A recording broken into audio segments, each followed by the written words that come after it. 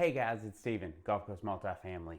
Coming down to the end of the year, and something that I think most of us probably do here at the end of December is look over not only what have we accomplished this past year, but what are we looking to do next year? What are our goals going to be?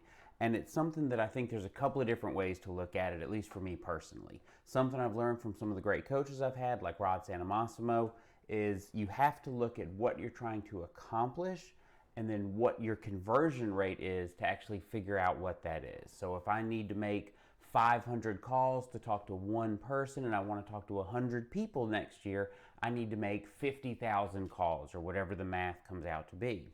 And that's something that I've learned, that when it's the end of the year and I'm trying to figure out what my goals should be for next year, I'm plugging math problems into it to figure out where I need to be and what I need to do to accomplish what I want to accomplish next year.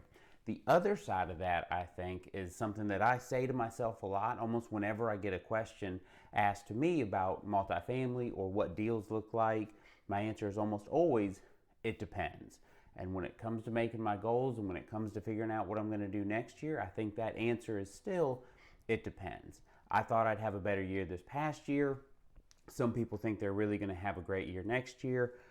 Does this property make sense? Does this deal over here work at that interest rate? And usually for me, it all comes down to, well, it depends. And there's always more information. There's always the next thing to figure out.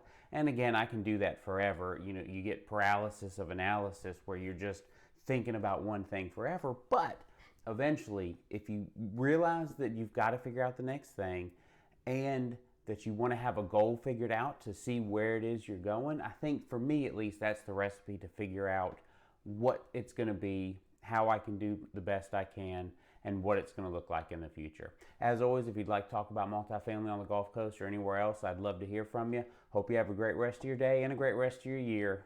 Talk soon.